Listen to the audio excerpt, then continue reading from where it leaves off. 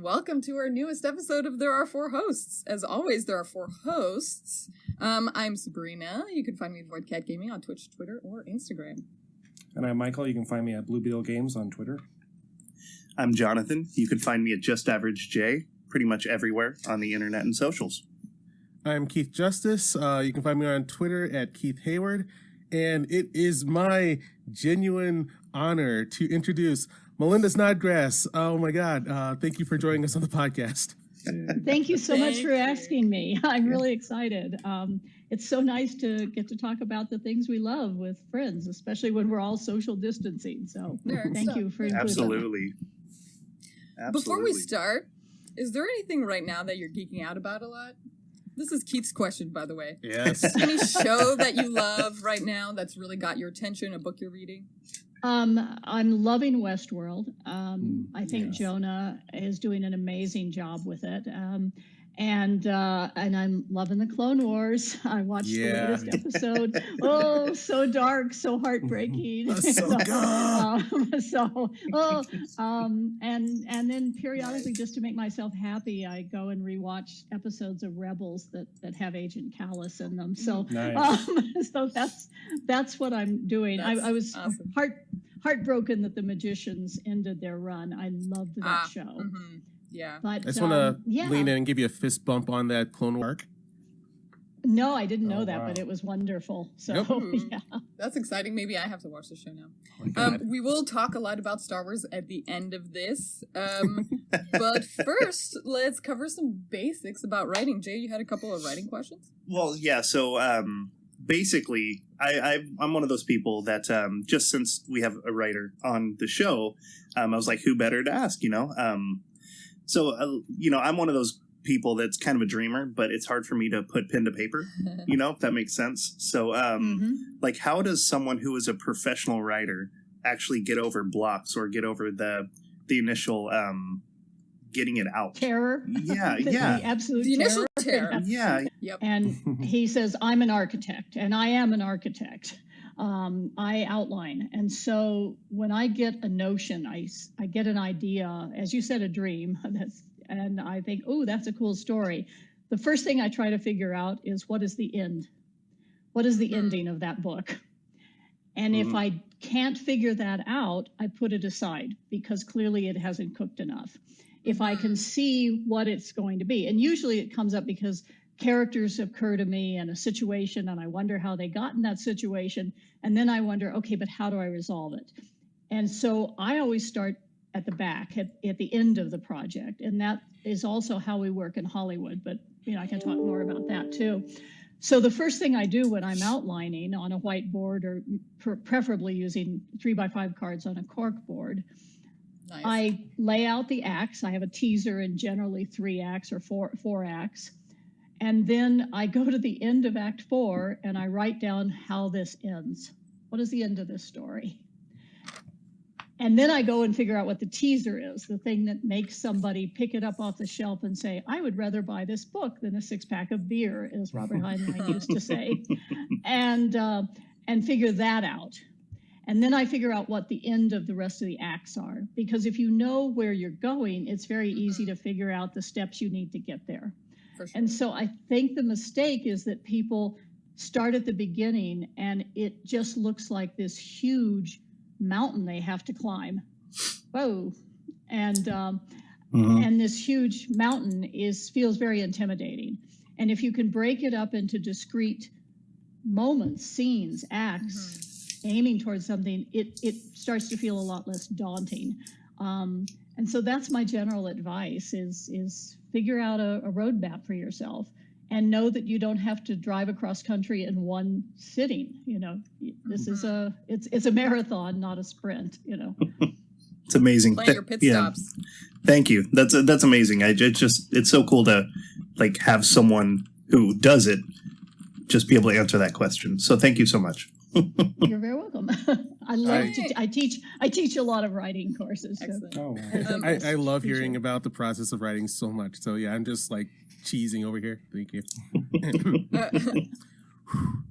Let me cut in with a question about that. How do you deal with the influx of imposter syndrome? Unless that's a thing that doesn't happen to you. Oh, it happens to me. It always happens to me in the beginning. You know how a dog will circle their bed before they lie down? It's like, I don't know. That's what I do before I have to start a new project. I wander around my office and I circle the chair in terror and I gaze at the computer balefully and go, oh, I hate you. Yeah, and I'm like, because that first blank page, and I know in my heart that this is the book or this is the screenplay that will absolutely prove I have no talent. And I've been faking it the entire time. Right, of and course. Then mercifully, I usually have a contract. And also, I was trained as a lawyer, so I have this sort of must do the work kind of thing that they drilled into me. That helps. It helps. So I go, well, there's nothing for it. If I'm exposed, I'm exposed. I just have to sit down. And if I can get that first sentence out, even just that much, I feel okay. But I got to tell you, that blank page and that terror that I feel is very real. And I think if you ever lose that, then you're not trying to get better with every project. Cool. And that's always a danger for writers. I think you have to say, there's always something more to learn. Writing is a hobby of mine, but I personally was trained as an actor, and a similar thing, like if you're not anxious before a scene, if you're not afraid of it, then like, are you really putting yourself 100% in that situation? Yeah, totally. Especially with writing, because you have to do a lot of investigation into yourself to get the kind of like the feelings or the themes across to other people, right? Yes. I mean, Harlan Ellison used to say that if you don't want people to see your soul, don't write. Don't write, Nice. Yeah, I mean, because he said you're going to, Harlan went a little overboard, but he was like, you're going to rip open your veins and bleed on the page. And I don't know if that's absolutely necessary, but you certainly give things away that you aren't even aware of. Years ago, I was interviewed by a gentleman from the Canadian Broadcasting System, and he said to me, everything you write is about fathers and sons. And I went, no, it's not. Oh my God, he's right. And I was completely unaware of it until he had brought it to my attention. And that's sort of that's the thing I'm working out. That's my therapy, I guess. Yeah. Are there reoccurring themes that you put in your work deliberately as opposed to discovering them later? Music. I almost always have music. Most of my characters can sing or play an instrument. I studied opera in Vienna. Oh, wonderful. Nice. I'm 5'2" and I'm small, and I wasn't exactly built for the ground opera stage. Yeah. And while I had a nice voice, I didn't have, that world-class voice. So I love it. And music is vitally important to me. So most of my characters, I deliberately made one character, unable to carry a tune in a bucket just for a change, as opposed to everybody else. But normally, I always put music in. And I try to avoid putting horses in too much. As a sidebar, can you tell us a little about your horses? Oh, yes. I have two. I have two Lusitanos. Lusitano is a Portuguese breed. They were bred for bullfighting and for war, obviously. And they're brave and agile and smart and wonderful. And I have a white stallion named Vinto da Broga. And I have a buckskin gelding named Donador, who we call Noodles. because it just fits in so well. Vinto, you cannot give Vinto a nickname. His dignity will not stand for it. But, and I ride dressage, which is the equestrian sport for people with OCD. I started out riding Western because I lived in New Mexico. I grew up in New Mexico, and then discovered jumping, and I jumped for years until I realized that you rarely heard about dressage riders killing themselves. And I'd had a lot of crashes. So then I switched to dressage, and that's what I've been doing. So yes, those are my babies. Jay, did you have any other questions about writing? Well, actually, you yeah, absolutely. So thank you. Link that we have. Absolutely. All right, Michael, you're up then. You got a question? Yeah, mine was just a general screenwriting question. What advice would you give somebody that was interested in getting into screenwriting? Read scripts, and read the scripts while you watch the movie, or the episode that the screenplay connects to. So you see what worked, what didn't, what changed, why it changed. I think that's important. And it used to be there was only one place you could get screenplays, but now they're all over the internet, they post them and you can go and read them. And I think seeing what people do. The other thing is if you can afford it, get Final Draft. It is the industry standard for what we're using now. I know Scrivener, though, also has a screen. I use Scrivener for my novels, and they also have a screenwriting function. I don't know how good it is. I've never tested it out, but, have something that helps you make sure the form is proper. And then once you write your screenplay, or even if you just have an idea, you should by all means register it with the Writers Guild of America.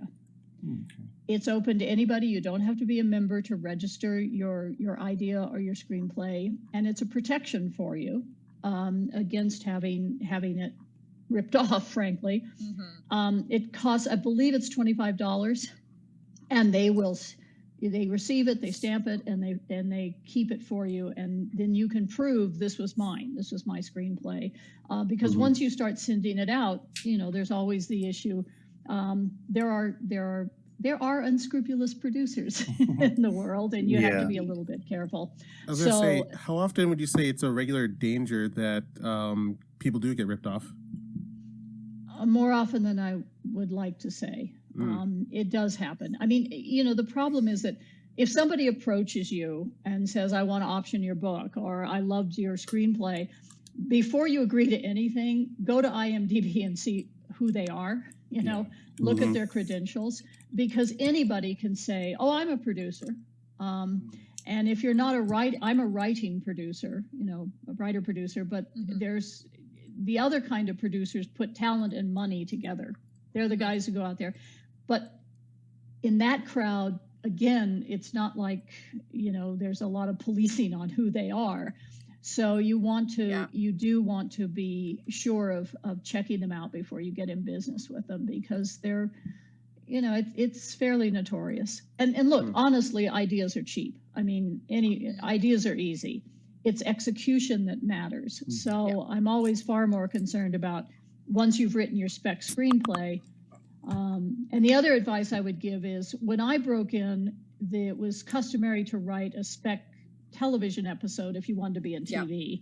For sure. Now that's not the way it works. Now they want to see like your spec pilot or your feature film, because they're more interested in seeing what your ideas are and what you bring than, if you can write an episode imitate something else. So it's a somewhat different world than when I broke in. But that would be my primary advice. Thank you very much. For those of you in the audience that don't know, a spec script for an episode usually was like, if there was a show running, let's say Westworld, since you brought it up, while Westworld is running, you would write a script for that show with those characters and try to like imitate the mood in the character to make sure that your writing style could mesh well with the one that already existed. And here's an interesting aside. When it was George R. R. Martin, who got me into screenwriting, and he advised me on all of this. Yeah, I can tell that story if anybody's interested. Please. Yeah, please do. But George said the other thing is smart agents or managers. Like if I had written a Spec Westworld script, they would never send it to Westworld. Oh, for sure. Because they're going to say all they're going to see are the mistakes that I made. But they might send that script to, if Mr. Robot were still going, they might send it there instead, because they would go, oh, that looks like a really good Westworld script. Even it's you don't want to go to the show that you wrote the spec for. It never works out. So how I got into Hollywood? Yeah, yes, definitely. Yes, please. Let's go. Okay, so George had moved down to New Mexico, and we all got to know each other. We were all in a role-playing group together, and we became very good friends. And it's Wait, actually I'm sorry. out of... I'm sorry to interrupt. What role-playing game were you playing? Good question. Well, we started out by introducing George to Morrow Project, and then we played Call of Cthulhu. Oh, nice. And then our friend Victor Milan made the mistake of giving George Superworld. And George ran Superworld for us obsessively, and we played obsessively. Nice. And then George and I decided to, as George said, turn this obsession into money. And so we created our book series called Wild Cards. And book number 28, which I edited and wrote for, is coming out in Britain in May. Nice. So we're up to 28 books in our shared world anthology that George and I oversee as the great gods of the universe here, that grew out of a role-playing game. So okay, so I'm gonna read these books knowing that this was your role play. Which character were you playing? I actually didn't use the character I played, but I created a new one. I created the alien who brought the alien virus to Earth to field test it. So for the people who don't know what Wild Cards is, what's the pitch on that? Wild Cards is the longest running shared world anthology, all about what really happens to the world when superheroes appear in 1946, and the changes to our culture and our world. And I was actually the executive producer on the TV show that unfortunately didn't move forward, but I was in a writer's room for 10 months working on that last year. And we're hoping to set it up again someplace else, because we do things that most superhero shows and books don't do. We look at the real world ramifications in terms of politics, society, culture. And we also have a group of people who are the underclass that allow us to explore issues of racism and classism in very different ways. So that's amazing. And there are ramifications. Also, if you die in Wild Cards, you stay dead. Nice. Good. Yeah, I mean, that's one of George's and my pet peeves is, don't ask me for an I was going to say, George response.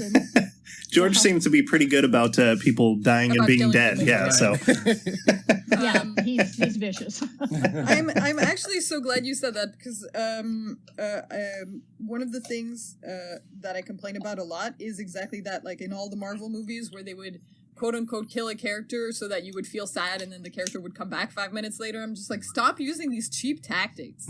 It's cheating. So I'm very glad you said that. Yeah, no, we feel very strongly about that. Dead is dead. And it's a cheat to the audience, and eventually they become cynical and they don't care.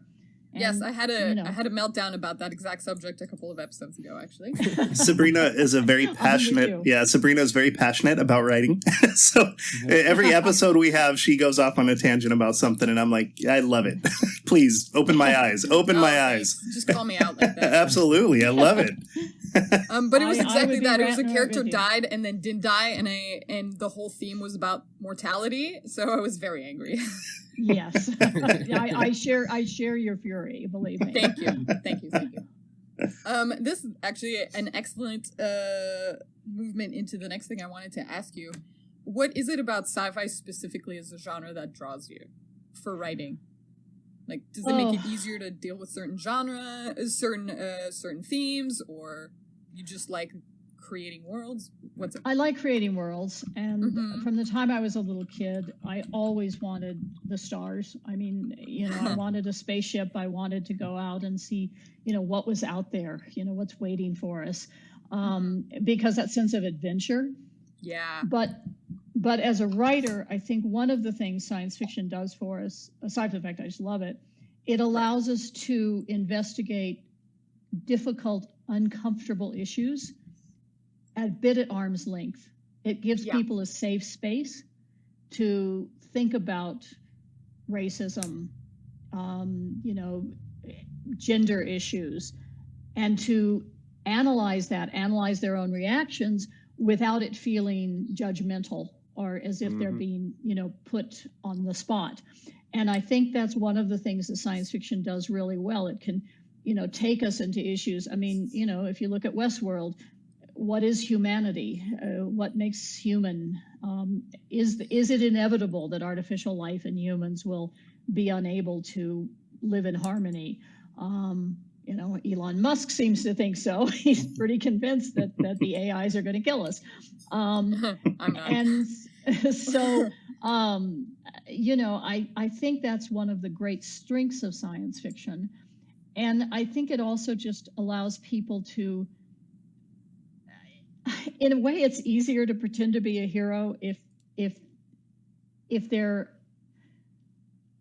I don't even know how to if we quite lack say the this. moral ambiguity of the world that we're currently in. Yeah, exactly. And if you're trying to say, how do I be heroic in this era? I mean, heroic in this era are the people on the front line in those hospitals and the people in our grocery stores, who are making sure the shelves are stocked and bringing, those are heroes, but that doesn't feel heroic. It doesn't feel heroic. And most of us are too scared. I mean, a lot of us would be too scared to do it. I mean, to put yourself in that situation. So you feel like I can't do that. But if you're Star-Lord or somebody else, you can at least pretend, that maybe I could be that person. So I think it teaches lessons about heroism. I mean, I love the Marvel movies for the most part. Where I don't love them is when they're all about the CGI big battles. Yep. I'm much more interested in those character moments. I mean, my favorite, honestly, of all of them was Captain America, the First Avenger. The first half of that movie was a jewel. Yes. Yes. Because that is about humanity. I don't want to kill anybody. I just don't like bullies. I mean, what a great statement. And Erskine, his relationship with Dr. Erskine. But anyway, I'll stop geeking out. Again, I can listen forever. Yeah, absolutely. Go as long as you like. I don't want to come on too strongly, but the answer that you gave me is that's exactly why sci-fi is important to me, and I love you now. So, well, thank you. When all of this is over and I get back to LA, we'll have to get together and have a cup of coffee. Please. Let me know, and I live in the San Francisco area. I will make that drive. Yeah, I will drive down. Drive down. I live in Colorado, Yeah. and I will also make the drive. I live in Wisconsin. I'll start driving right now. Just let me know. Guys, stop All right. cutting in on my coffee date. No. Get out of here. Yeah, well, I wanted to interject and everyone in the podcast knows this, but one of the things that drew me to sci-fi in general when I was younger was I was in kind of a rough situation growing up, and when you're a kid, you don't have control. But for that hour, for that 2 hours of a movie or whatever, I could tune out the insanity that was my world, and I could feel like I was part of something bigger or better or different, like just something that just took me out of my reality and allowed me to exist in a better one, even if it was just for a half hour or an hour or 2 hours. And that's, anytime you have fiction, especially, I've always been drawn to science fiction, but fiction in general, those fantasy worlds, they are therapeutic. You know what I mean? Like they really are this amazing outlet for letting your mind just tune out all the crazy that's going on in reality and be a part of something so much better, or I mean, it's sometimes worse. It doesn't have to be better, but it's just something different and something that allows you to like almost change your existence for that little period of time, which it makes all the difference. So I mean, I come from science fiction and fiction in general being my therapy. When I was a kid, I couldn't afford a therapist, so I would go into these books, these movies, these TV shows that allowed me to exist in a different realm, and it really did help me, get to where I am now. Yeah, when my parents would have their screaming fights, sometimes I couldn't even hear them because I was reading a book. So I know exactly what you're talking about. I mean, and I think that's, I'll bring it up because it's like the elephant in the room. Mm-hmm. I think that had always been the appeal of Star Trek. Was that sense of, a united humanity and hopeful and optimistic. And, even in the Cold War, there was a Russian and there was a woman in a position of power, even though she was a telephone operator. Yeah. At least she was there. And so I think that was that sense of hope is, which is why by and large, I don't like reading, apocalyptic books or dystopias. Mm-hmm. I'm a big proponent of the happy ending. There is nothing wrong with the happy ending. Absolutely.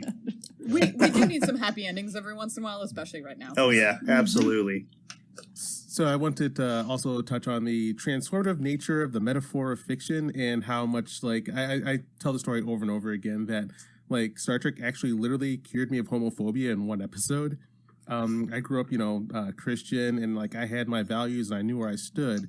And then they did the asexual episode where Riker goes to the asexual planet and the woman gives a speech at the end where she says, "Who are you to tell me how to live?" And like in one episode, in that moment, I was like, "I've been the bad guy this entire time.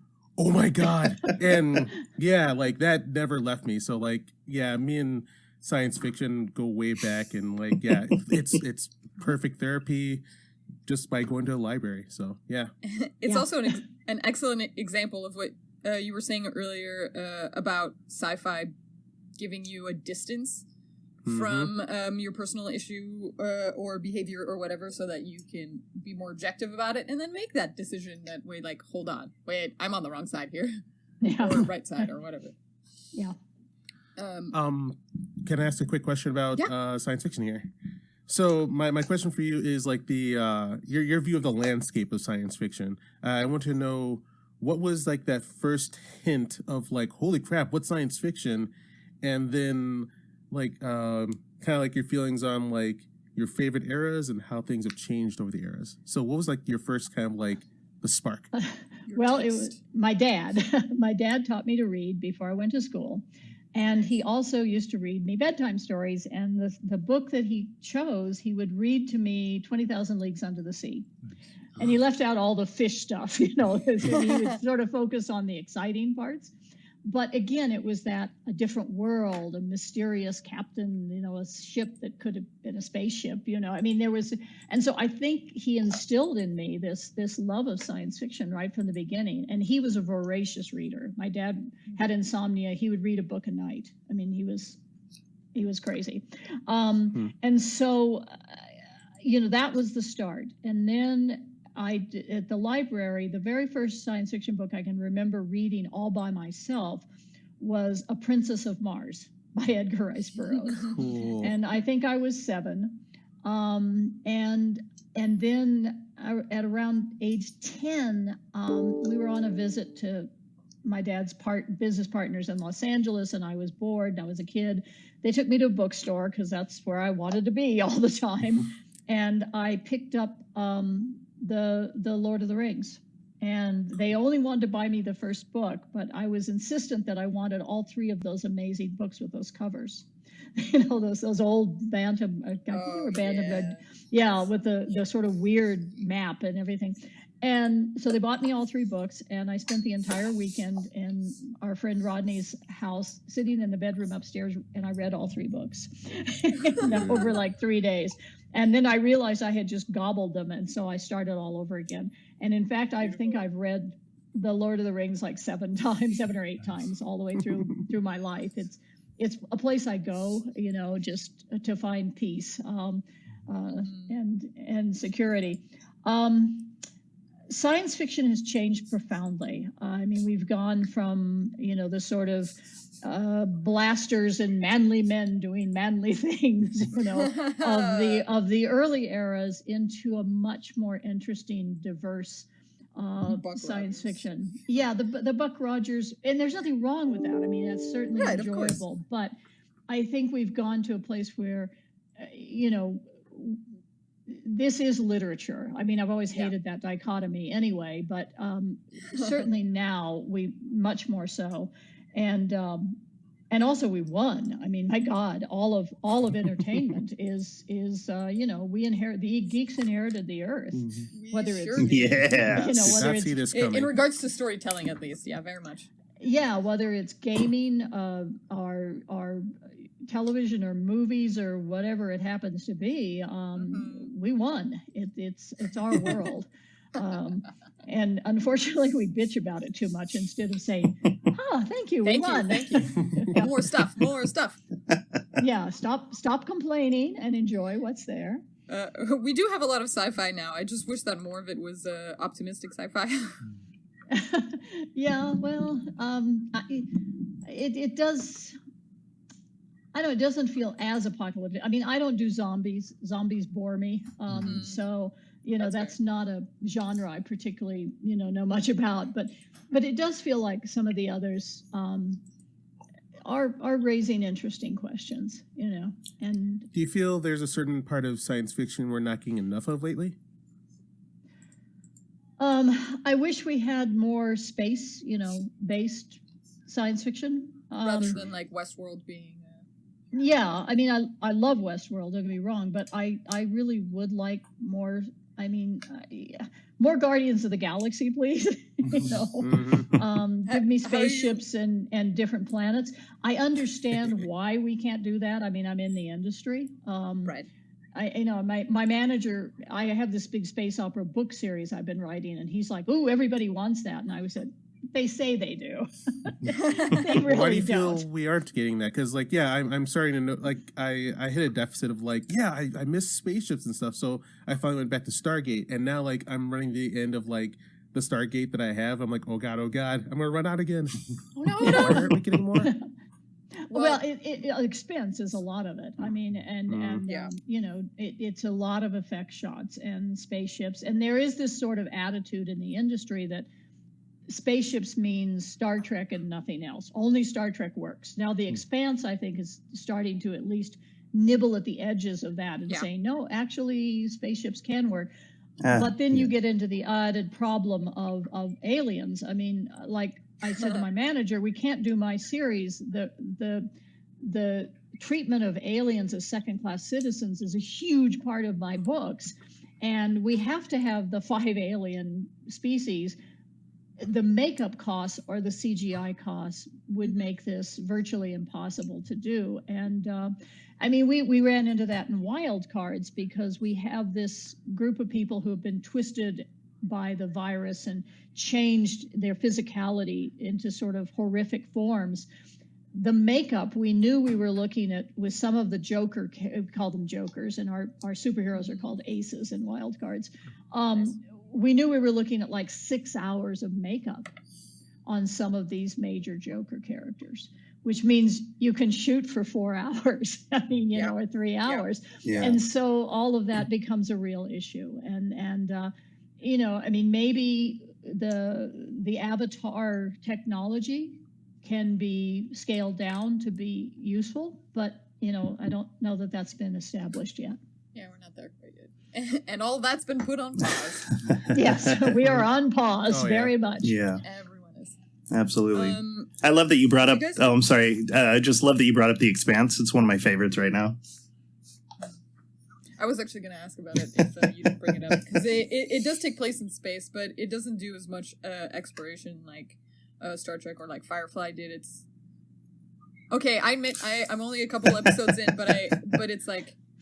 What's incredible about it is that I've read the first couple books and seen the entire series. It's the first space science fiction I've ever seen that treats our solar system like science fiction usually treats the galaxy. Yes, well, Ty and Daniel are friends of mine, and I actually have read all. I love the books. I think they're brilliant writers, and the books are fantastic. I can't wait for the 9th book that's coming out this summer. But I also read the first book in Crit Group, in our critique group, so I read it in manuscript. Oh, and nice. The Expanse started as a game. That one too, huh? Ty Frank was running it. In fact, I actually played in it, and when he was running it for us here in New Mexico, I was the captain of the Rocinante. Nice. Oh my God. That's Did you amazing. name the ship? And George was Wow. playing a space Sorry. pirate. Oh my god. That had hooked up with So- us. So yeah, You know- I have great fondness for The Expanse. I mean, the books are amazing. So. What system did you guys use? GURPS. Well, no, Cool. I think Ty ran a different one. Ty used a different system that was less familiar with. More percentile based than GURPS, which is a little simpler, and I like GURPS. It's straightforward. And also, I had my pretty D20 dice. You know. Oh yeah, Nice. of course. I have a very, very, you know very what? important question. Okay. How do we get in on these games? No way.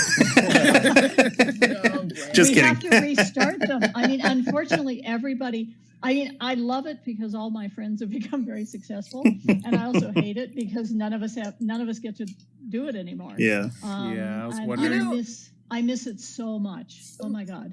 I have to confess to you. Sorry for the three of you. I'm just gonna like cut in with a personal moment Do it. here. That's all right. Go. I've been playing. I was an improv in college in an improv team, and two members of that improv team moved to New York. But you know, we love spending time together, so we've been playing tabletop role plays over the internet, and one of them has written a book series based on one of our campaigns that we finished. And I'm gonna tell her, I'm like, listen, this is how a lot of famous books have been written. I also just created a tabletop system for like an investigative paranormal adventure. So if you want me to run a game for you, I would be more than happy. I have two other invitations to play online. I haven't jumped in yet because part of the fun of being in a role playing group was all of you gathered in the living room with lots of useless snacks. Yes. You I do gotta miss have that your part. you gotta have your Cheetos and your chips and salsa. Your Mountain Dew. You are family. You're so One cute, of sorry. us. One of us. I got you. And of course, Jay, you're chocolate. behind. You I need to mean, catch I up on the usually would tabletop. make brownies or chocolate chip cookies. Ooh. You gotta fuel the bod while you're fighting monsters or whatever. Were those So, normal brownies or normal brownies? normal brownies? We are Eyes really shifting. we are dull people. we don't even drink much. I mean, I I mean, guess we get clearly, high on you, science fiction. yeah, right. I was gonna say clearly your combined imagination makes up for anything that other people need to imbibe. I think that's to probably true. entertain Yeah, themselves. when you're in a role playing group with Daniel Abraham, George R. R. Martin, at one point Roger Zelazny was in our gaming group. Wow. Dude. Walter John Williams. Yeah, you kind of look around and go, wow. Well, this is certainly giving me hope for my future. Excellent. Thank you. Speaking of gaming, so are you saying that you don't get much time to do tabletop gaming anymore since like everybody's pretty busy? Yes. The next question would be to fill that hole. Are you finding that what video games are you going to get that itch scratched? Well, let's see. Right now I'm playing Pillars of Infinity because it's a lot like Dragon Age, which is my favorite game ever. Oh, I'm Nice. running through Dragon Age Wow. again right now. I just the second one was trash. It was supposed to just be a DL, but Nice. I'm sorry. Oh God. But No, please. No, we like talking smack about our fiction. We do, Yeah, we I do. mean- Yeah. I'm It's all playing fun and Dragon love. Age Origins right now. Oh my God, it's the best game ever. And I love Claudia Black, and I love Zephyr. She's so great. My problem is I don't like the AI for the characters. I keep like running into problems for the combat, and I'm like, why is the combat so bad when the plot is so good? Because it was such an early game. I mean, just Yeah. the narrative. It is the best narrative story. And be careful. If you play as a complete bastard or you're an awful human being, you will go into the final battle. Your people will walk away from you. Your companions will abandon you, which I love. There are moral choices, and anytime you want, I've played it through completely 4 times. So if you need any Nice. pointers, let me know. Just email me. We'll talk. I love that game, and Dragon Age 3 is very, very good. I can't wait for 4. I enjoyed Mass Effect. I played all 3 games twice. Quit before the last 15 minutes of the last game. They blew the ending. No, they did blow the ending, but Mass Effect is my favorite series. The second one is the best. I love it. I love those games, but the ending it was a mess, and I was heartbroken. So I wrote an enormous piece of fan fiction to finish it my way. Yeah. We will probably need to see this. Can you email me this fan fiction? Yeah. It's on my website. It's on my website under writing. I knew it. Yeah, it's my Shepard and his relationship and how it ends, and it was supposed to be comedic, and it turned into a big story about PTSD and survivor's guilt. But Good. Anyway, good. Yeah, no, Perfect. I wrote 140 freaking pages of fan fiction, which I have nothing against. Fan fiction is awesome, but I was so angry over that. Perfect. The The longest fan fiction I've ever written is 150K, so I understand. Yeah, it was. I the spirit moved me because I was like, "How dare you!" I brought together this huge. So I knew when you said Mass Effect, Sabrina just perked up. Hello. Not just Sabrina. All Mass Effect is also like my top game. I'm wondering. So I got 2 questions. Where do I start? Let's start with Mass Effect. I'm like the only person I know that really wasn't that bothered by the ending. Don't hit me. But like, yeah. Wait, which one? Which one? The pre-DLC ending or the post-DLC ending? Both. I like the DLC ending where I got to have like all the people hang together one more time, make the final decision for the galaxy. Are you going to be red, blue, or green? I went for some kind of like whatever would be like the most balanced. Do you take over the Reapers? You to... get rid of the Reapers, or you make the humans and the AI friends? Friends. Okay. There you go. That's the green ending. Yeah. So, Melinda, what didn't you like, and what ending did you choose, if we can ask? Okay, I didn't like it because they indicated to me that my efforts to create comedy and unity between the AIs, between all the divergent alien races, we had come together to defeat an enemy, and it mattered not at all. And they violated a cardinal sin. They rang in a new bad guy in the last 20 minutes of the game. Ooh. Who is this kid? Whatsoever. Who is the star kid? I mean, out of nowhere. And I thought it needed to be it was Sovereign. Who is the Big Reaper? The name of the Big Reaper? Yeah, Sovereign. Sovereign. It needed to be Sovereign. And if Sovereign had put himself in the form of that child, then, but it was never set up, and all of it felt rushed and like a cheat. Yeah, definitely. And especially, I had worked so hard to try to bring everybody together, and then to have it not matter was an enormous betrayal of the players who had committed so many hours of game. That's the one thing that Andromeda fixed, I think. Aside from that, I'm not really a big fan of Mass Effect Andromeda. It was kind of a remake of the trilogy. I couldn't play it. I played 30 hours and gave up. I just went, Andromeda didn't work for me, even though I tried it. That's the one thing that was different. At the end, all the allies that you made did show up, and they did make a difference. And they made a difference. Well, that would have been nice. I didn't get to the end because I got bored. I was like, it's another dungeon crawl. I understand. I forced myself to finish it. The other thing I played through all of it. Okay, good. The ending that I picked, and I picked it because the relationship that Shepard had to the Admiral, when the Admiral comes up and says, "We got to get rid of these mofos," and I was like, "You are absolutely right." And I had the option for the green ending, and I was like, "Oh no. I blasted them into oblivion." I was like, "We're done," because you can't offer me my mentor and have me reject him, and I certainly wasn't going to listen to the elusive man. What a creep. And after fighting these things and watching the Reapers kill literally trillions of living creatures, I was like, no, you're dead.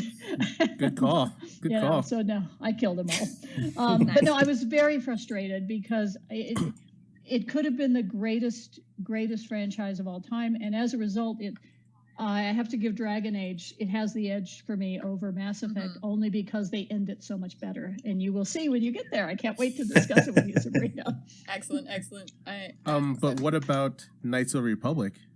Oh, I love Knights of the Old Republic. Yes. I Yeah. haven't that time. Yeah, it's Star Wars time. Well, hold on. Before we go to Star Wars, because I know that's going to take a big chunk. Oh, that's going to take the rest of our time. I have one question that I want to interject real quick, and I want to ask, what is your favorite sci-fi series? Like books, movies, TV. Like what is the epitome of what is your favorite sci-fi? My favorite sci-fi. God, this is such a hard question because I love so that's much really of difficult. And that's acceptable too. Okay, if I must answer, I will say my favorite sci-fi is in fact Star Wars. Okay. Um, Okay. Hell yeah. And then Okay. one. Wise? Mhm. Yes. Yeah. Which part Oh of my Star God. Wars?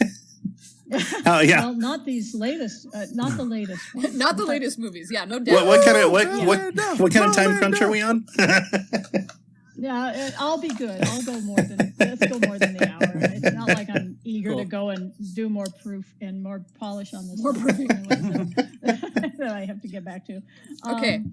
Yeah. Favorite Star Wars, like a movie or a TV show or a book, whatever. A movie, Empire Strikes Back. Yeah. Nice. I mean, damn near a perfect. what other film. answer Yeah. is there?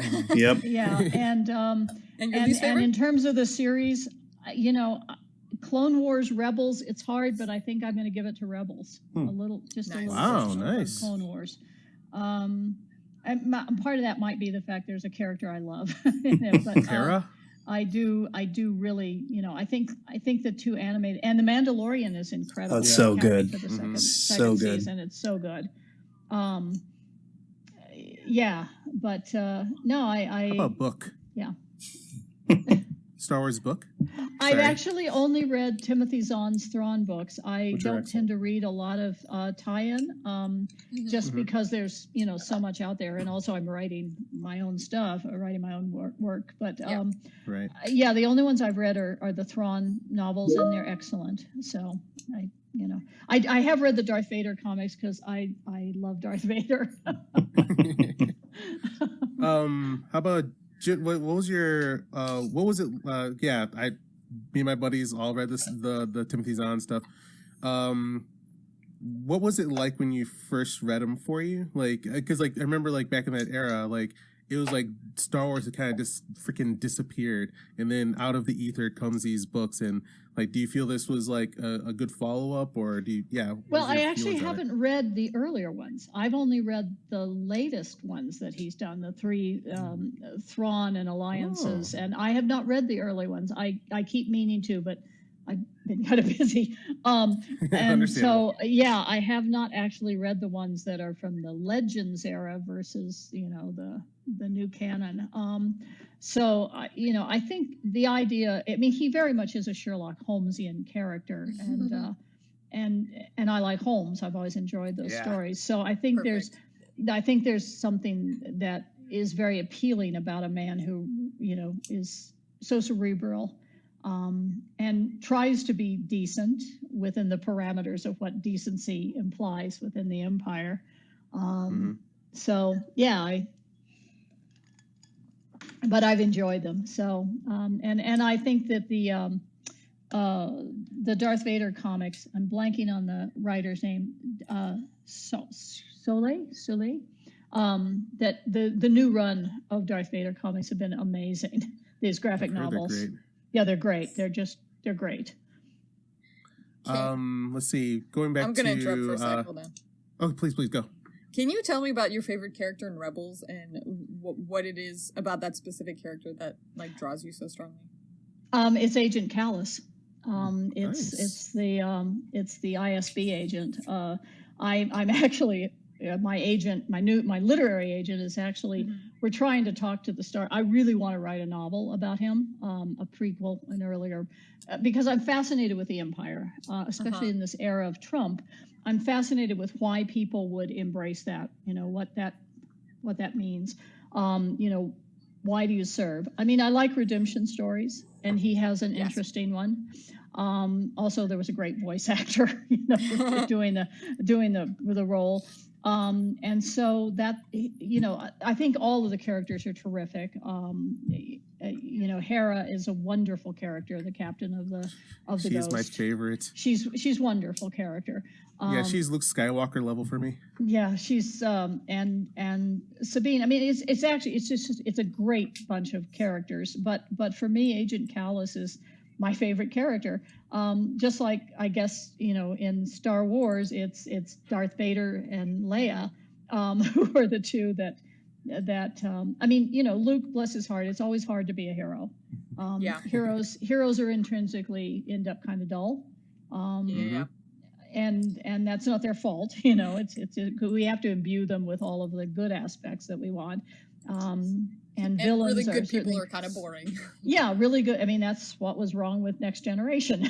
I mean, perfect people are dull, and so it's more fun when you have complex characters. And I think Rebels and Clone Wars. I mean, Clone Wars salvaged Anakin. I mean, you suddenly your heart is breaking when you know what's coming. Lip trembling. Yeah, me and my friends, we had accepted how much we hated the prequel Anakin, and we were like, well, that's done. So like, we all made sure not to watch Clone Wars until it was way over, until like a friend of mine like twisted my arm behind my back and says, no, Keith, you need to see this. And yeah, like it took over everything. We just said, oh my God, I think this is top Empire Strikes Back for us. But it takes, several seasons to do it. But yeah. Yeah, and I was, and I had this sort of, well, I don't watch cartoons. And then a friend of mine said, you have to watch Clone Wars. Well, I just I binged it. I was like, oh my God, I can't stop. And then another friend said, okay, you liked Clone Wars? You got to check out Rebels. And then it ate your life. And they've eaten my life, yeah. The Ghost is such a gorgeous spaceship. I'm sorry? The Ghost is such a gorgeous spaceship. I put it over the Millennium Falcon in my. Anyway, well, we don't get to see enough of the Millennium Falcon. I mean, that's the problem with the Ghost. It feels like a comfortable old pair of shoes. I know where those bunks are and where the sort of common room is and where the galley is, and it feels with the Millennium Falcon you saw a hallway, and the pilot's area, and then that was in the area where Luke gets zapped by a drone a couple of times, and they play chess. I mean, I don't have a sense of the ship, and I had a real sense of the ship in Rebels. So, big question about Star Wars. Can you tell us your feelings like each of the trilogies? Well, obviously, I love the first, the one that launched the original trilogy. Although Return of the Knee-High, it was kind of a letdown. I mean, the relationship, the father-son thing, that worked great for me, and the romance. I didn't, but the first two, I mean, they took my breath away. And listen, my confession time. People laugh at me, but I don't care. You won't laugh at me. So I was a deeply unhappy lawyer. I can imagine. And Star Wars got me through the bar exam, the original film. I managed to survive the bar exam by going and seeing Star Wars like 7 times. And then the second movie came out, and I'm now practicing law. And my best friend at the time was a novelist, a man named Victor Milan. We had started going to see these movies together. And I'm sitting there miserable. I'd met his friends, all the writing group, Fred Saberhagen, Susie McKee-Charnas, Zelazny. And we get to the scene where Yoda says to Luke, do or do not, there is no try. And I thought, that is so true. And I don't want to be in this law office. If I stay here, I'm going to end up 30 years from now, bitter and angry and terrorizing some young associate the way I'm being terrorized. And I walked in the next day and I quit. Wow. On the spot. Nice. Good for you. Walked in law office, typed up my letter of resignation, put all my little stuff in a box, my diplomas and so forth, my little plant, walked in, laid the letter on my boss's desk, and I walked out and said to Vic, help me write. And he became my mentor. And I started, writing in secret till I had sold something. and with just Vic helping me and knowing. And that was so, I feel like I owe Star Wars this life that I love. And I can never repay that, and if I can repay it in some small way by getting to write, one Star Wars novel, I would be thrilled. And I think that's why in some ways it's, even though I grew up on Trek and, I love Trek, Star Wars is more, there's a richness to it. There's an aspirational quality to Star Trek, but there's a richness to Star Wars that makes me feel like I could live there. And I'm not sure, I don't exactly know how to live in the Federation because it feels a little dull. It's a little too good. It's a little too clean, yeah. Well, it was. So we have Yoda to thank. We have Yoda to thank for some of the best fiction that some of your fans have ever enjoyed. Oh, thank you. Yes, I owe Yoda a debt. So Thank but you, thank Yoda. you. So how do you feel about the prequel trilogy then? I went back and rewatched them. The first one is a mess. I mean, look, the problem is that Lucas is an editor. He's not a writer. And that was abundantly clear, unfortunately. Revenge of the Sith is not actually that bad of a movie. And even the second one isn't as awful as I recalled it being. When I rewatched them, I went, okay, these are not as terrible. The first one was pretty terrible, but although if you want the history, if you want to understand the grand sweep of things, especially now with Rebels and all the other and Clone Wars, it was worth rewatching it. In terms of the newest ones, the first one was just a remake of A New Hope. I mean, It sure was, the exact same structure, exact same. I mean, which was disappointing. And now you may all shoot me. I really liked The Last Jedi. No. I actually did too. I think it had... Keith did not, but I did.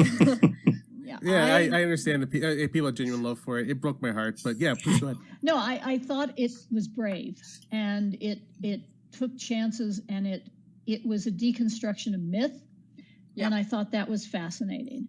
And I was so then disappointed when what followed it was The Rise of Skywalker, which I was there on opening day because it's Star Wars, but I was so disappointed. It meant that Anakin's sacrifice for his son meant nothing. It meant nothing. None of it meant anything at that point. So it's apocrypha, sort of like the last two seasons of Buffy are apocrypha. Buffy ended at the end of season 5, and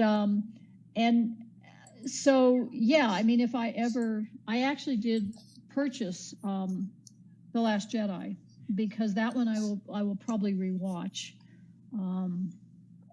There was something about it that and everybody complains about the second act on the casino planet, but I thought it made a very good point, which is who are the real villains? I mean, they're selling weapons to all sides. I mean,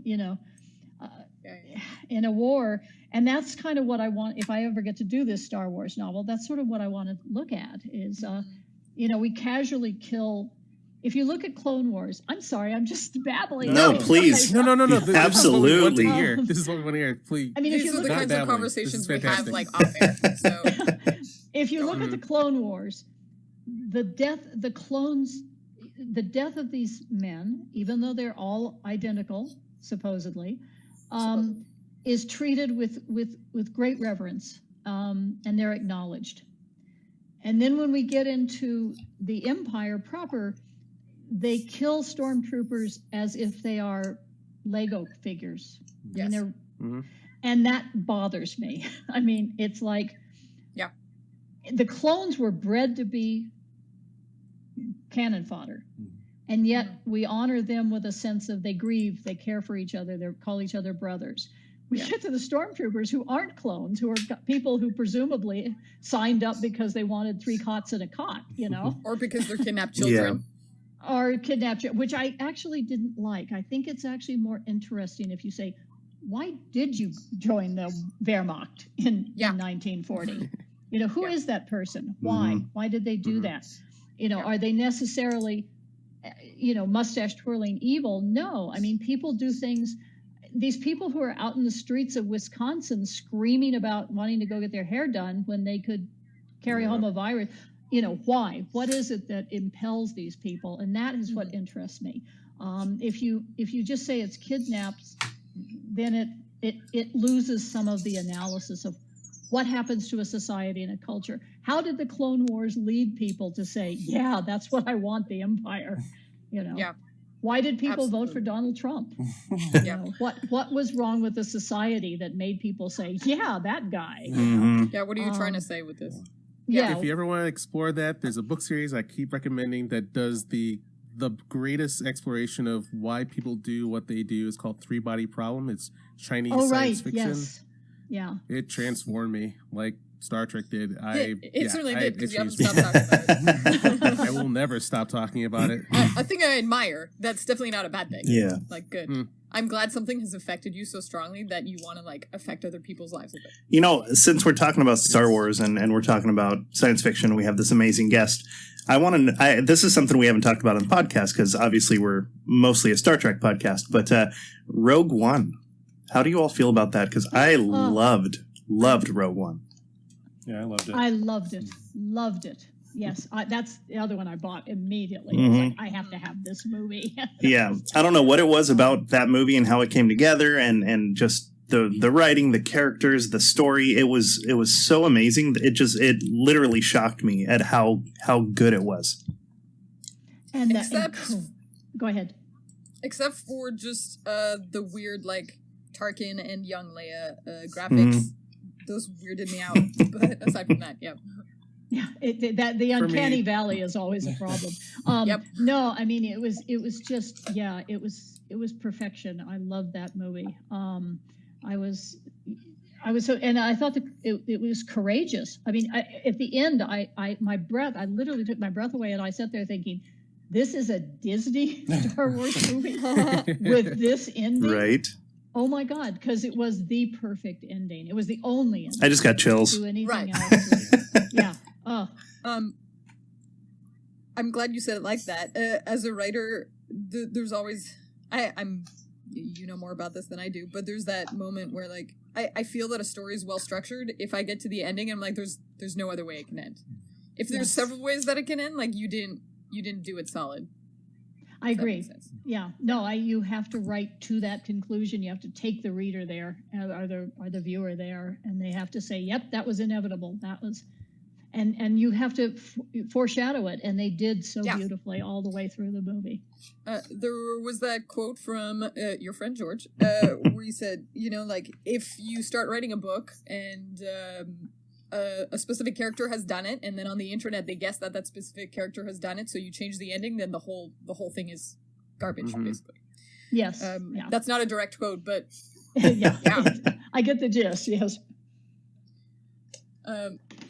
So let me ask you how you feel about the final trilogy, specifically in regards to whether it's...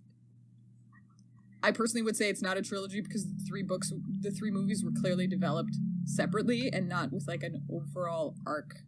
How do you feel about that? You are absolutely right. This felt like a mad scramble. It did not feel like they had sat down and thought this thing through.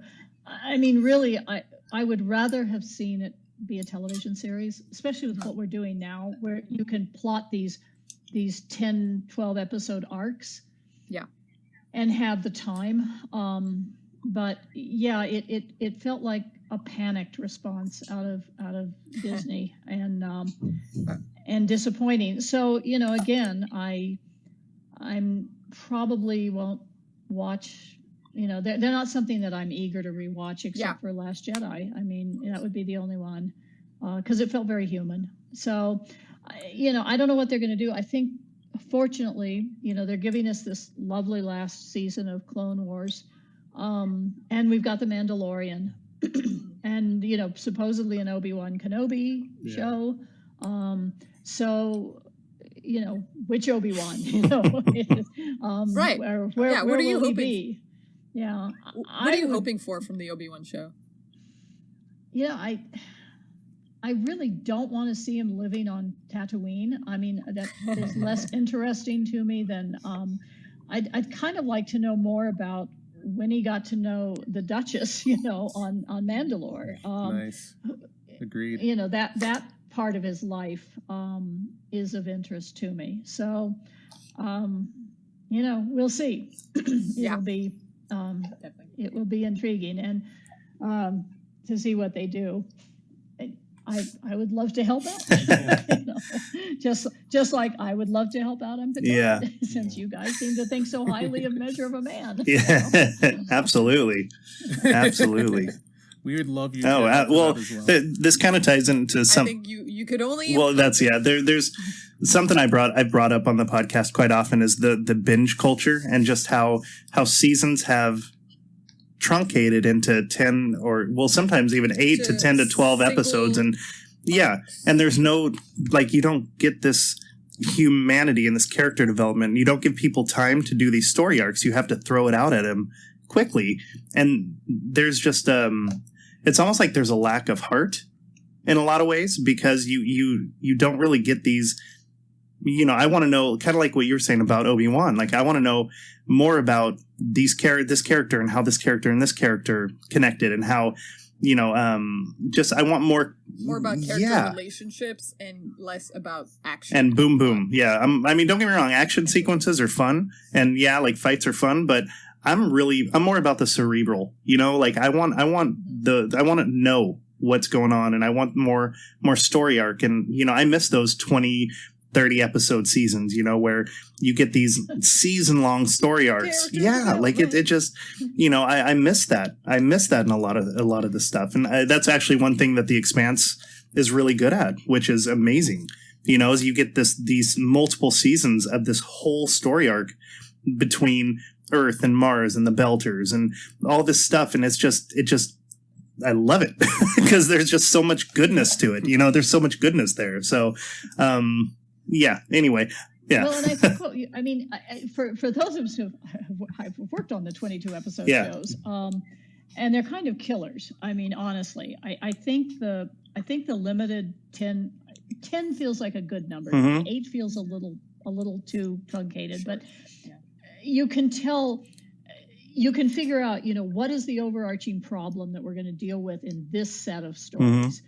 And then you can wrap it up and you can tell it. When you're into 22, mm-hmm. it's very hard to have this. And often when most of the networks did not want you to have an overarching plot because they wanted to be able to, send these out in any order they wanted. Yep. There was also, it's a crushing work schedule. Mm-hmm. I mean, it's like laying track for a train that's like 300 feet behind you. Mm. And so often you end up with the inevitable clip show or, oh my God, what can we do next week? How about if we do It's a Wonderful Life again? Or anytime you feel that stress is why? Yeah, anytime you feel that stress is why we don't get that anymore? Well, expense. I think that, and viewership has become so fragmented. Also, the network model is gone. I mean, it's done. Yeah. And everything is going to be streamers. And they're trying to find, what Mad Men proved is that you can have a show that's successful with 900,000 people watching it. Yeah. I work for an ad agency and I love Mad Men. Yes. But it tells you that, I mean, we're slicing and dicing and targeting people. I know this is for this demographic. This is, the algorithms are there that tell mm-hmm. them. And so in some ways, the 22 episodes that have to appeal to 30 million people, that's not the model. That's not the world we're living in anymore. Mm-hmm. And they're probably not going to come back. I mean, there's a generation that loves them. The CBS viewer are still very happy with, mm-hmm. the NCSI. But that's becoming much less. And binge culture has changed everything. It changes how we plot. Yeah. You have to go in and think about this almost as if it's a novel that I have to tie up this story, and then there's the next book in the series, is the way I try to think about mm-hmm. it. That each season builds on itself to the next one. I mean, clearly they did that beautifully in The Mandalorian. Mhm. You're like, okay, we're set up. We know what's coming Yeah. in the second season. And that's powerful. But I think it can be done. It's just everybody worries that the viewers will tune out if there's not enough bang bang boom boom, and that's not true. Yeah. I mean, we love fiction because we want people to interact. Absolutely. Yeah. We want to experience our worlds through fictional lives. Mhm. All right. Well, I have one final question for you, but I'll let everybody else ask anything if they I had a quick question. Maybe it might not be quick, but since you brought it up earlier, Melinda, what was your thoughts on the first season of Picard overall? There was a lot of it that I actually did like. I mean, I thought the art direction was beautiful. Jonathan did a great job on the episodes he directed. Great cast, good performances. Structurally, I have issues. I feel like, I was like, there were missed opportunities that left me questioning and wondering, and the ending baffled me a bit. Yeah. I confess. Mhm. The last 3 episodes were just sort of head scratching a bit. And also, again, don't ask me for an emotional response and then tell me it doesn't matter because you stuck Picard in a robot body. Yeah. I mean, Yep. Yes. Yeah. We've I didn't want to bring it up, but Yep. that is actually the thing I had a meltdown yeah. Yes, no, I was just like, well, for one thing, you knew it was coming. They'd been telegraphing it back, Yeah. too Hey obviously. guys, we have a golem here. Okay. Yeah. Okay, and we can download personalities. And but there were just like all of these. I mean, also I feel very personally about poor Bruce Maddox getting murdered. Yeah. But I Yeah. kept Of going, course. Yeah. why is he on the Las Vegas planet in the first place? Why isn't he home with his creations? I mean, what? They never explained why he left. I mean, I was just like, what? And then you murdered him. Mhm. Yeah. So Yep. okay, but He- yeah, I was very frustrated, and That he This was a is- plot device. he was I mean, well, he was a MacGuffin for the first 4 episodes, and then they killed him. Indeed. Yeah. So, but here was my crazy suggestion when I was being interviewed by somebody, and they thought I was nuts, but I was like, if they had really been courageous, they would have downloaded Picard's personality and cast some fabulous British actor, young British actor, a Tom Hiddleston, Yeah. and had them take the new over Picard. Mhm. to be the Yes. new Picard. Yeah. That would have been interesting. That would have been quite a This was not twist. interesting. Absolutely. Yeah, and then I at am with least you. I would have gone, okay, that's interesting. Well, even Um, in one of the previous episodes, I was like, wouldn't it be amazing if the Golem was Tom Hardy and he started playing Picard because he played Picard? Yeah. And then we were like, they can't afford Tom Hardy. But wouldn't that be amazing if, like, the guy that played Picard in Nemesis ended up becoming Picard? I don't know. It Yeah. just, Cool. yeah. That is a cool idea. yeah, just do something to shake this up. I mean, that would have been my and there were things. What I also did really like is the fact that the universe wasn't as clean and shiny as the TV Mhm. shows. There was a Romulan pirate. Who was that guy? Why was he shooting at them? I wanted. Okay, I have to get. So Rios says a cash gift is always, whatever, welcome. Yeah. So obviously they bribed them to allow Picard to go down to the planet. I wanted them to have paid the bribe to that Romulan dude, Yeah. and the check bounced. pirate? The pirate, and the check bounced. And that's why he's shooting. That would be good. I mean, that'd be funny.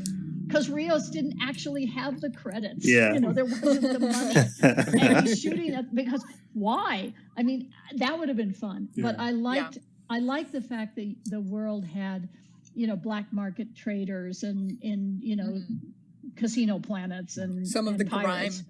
Yeah, give me some grime.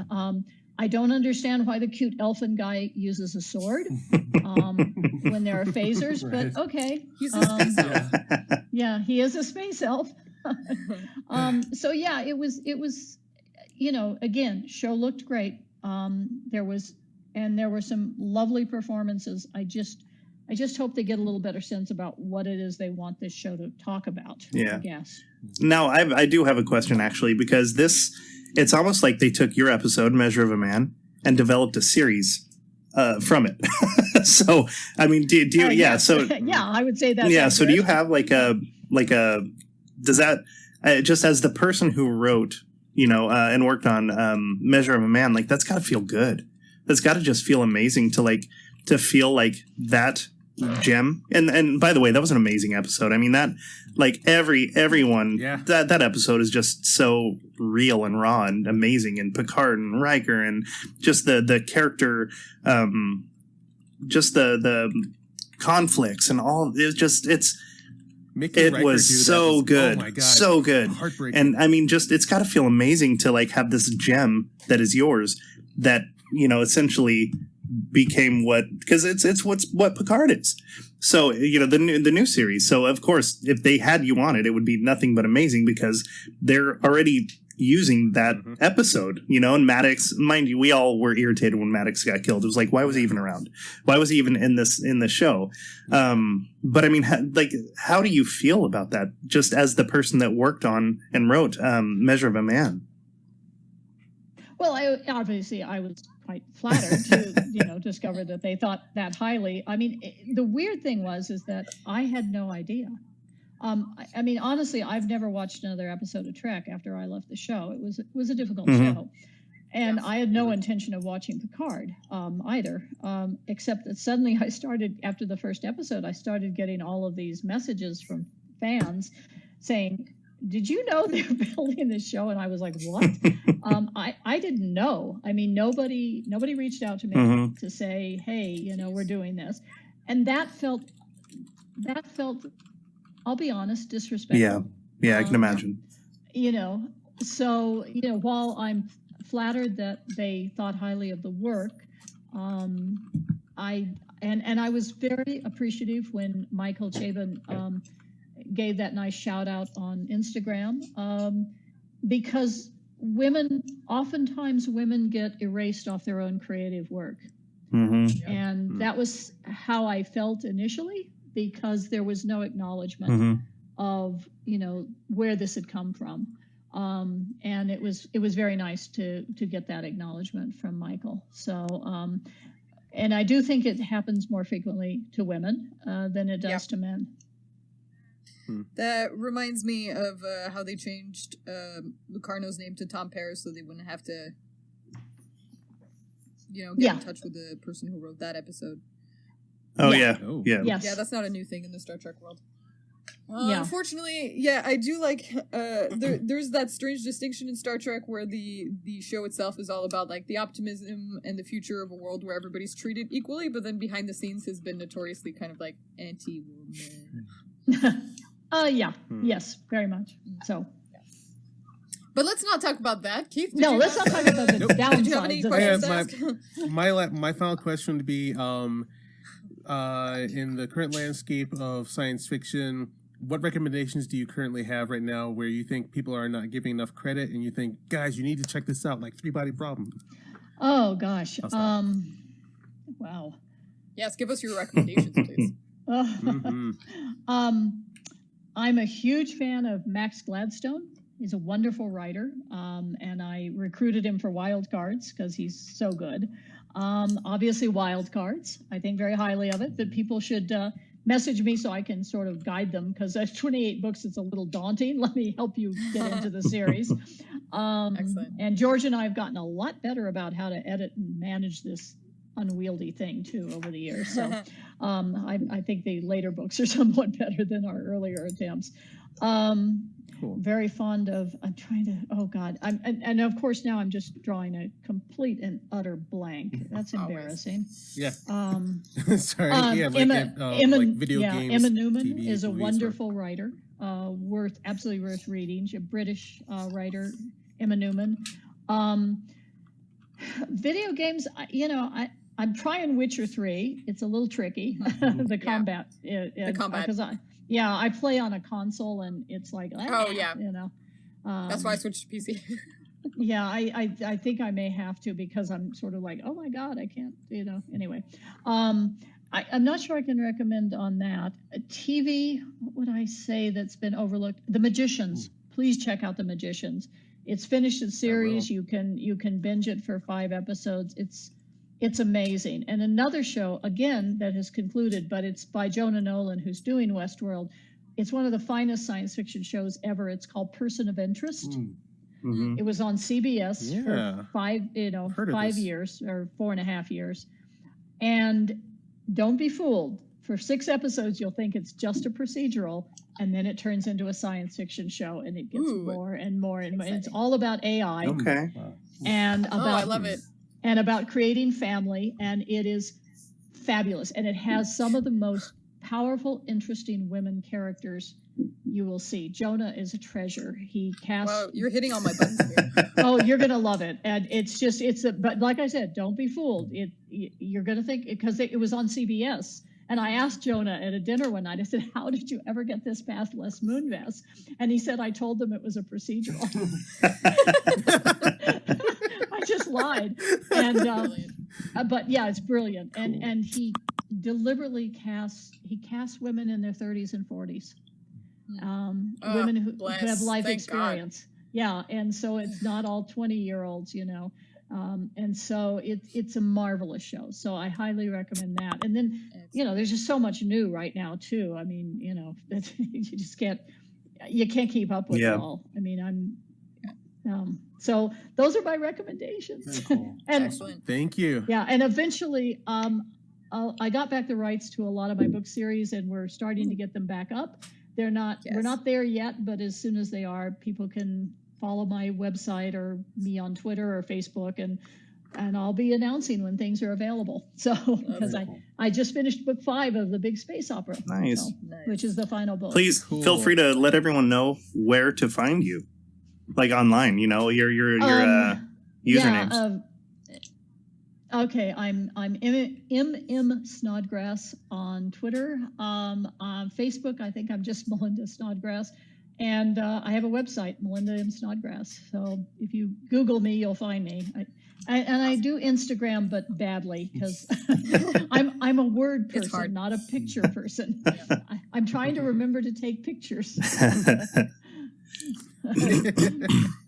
All right. I don't want to take up too much of your time, but I do want to ask you one last question. Okay. If you could be the head writer on any show, what show would you like? A show that already exists, a show that's based on your work, a show that doesn't exist yet, anything. Well, obviously, I'd love to be the showrunner on my own show, and on Wild Cards, or on my. I written a spec pilot that we were going to try to shoot this summer, except now who knows, which is based on my Edge books about the war between science and rationality and superstition and religion. So I'm hoping we can. Do you need a 30-year-old actress? Because I'm done for you. Yes, actually. Excellent. If you need somebody to give you coffee, like I'm an all-star at this. I can do it for you. We need all the people we can get to make this thing happen. And then they're going to need content after the plague is over. So hopefully, we'll be able to sell it. But obviously that. And then if I could go to work on any show out there, I would love to work on any of the Star Wars shows they're developing. I mean, let me go to work on Star Wars. That would make me a very happy human. Thank you, Star Wars. Yes, we're a Star Trek podcast, but we do love our sci-fi and our Star Wars. Hell yes. You can't love Star Trek and not and only love Star Trek. That's silly. You can't, and we shouldn't be. We got to stop fighting. The fandom has got to stop fighting. Star Trek versus Star Wars thing. I've never understood that. Never understood it. I know. Yeah. Just stop, people. Stop. Yeah. Fandoms get along. Yes. Yes. That's all from me. Do you guys have any more questions for me? No, I'm good. Thank you so much. And honored. Yeah, thank you so much for joining us today. I'm gonna look you up for that coffee date in the future because we will. Sabrina, you better let me know. I'll drive down. 6 hours is nothing. Yeah, we don't have time to talk about it today, but I want to talk to you about the difference between AI in fiction and in nonfiction. So okay, it's a coffee date with all and any who could make it. We'll have fun when we can finally get together again. That's gonna take like 2 hours. That'd be amazing. Yes. All right. Thank you so much for joining us. Thank you. I had a great time. Thank you.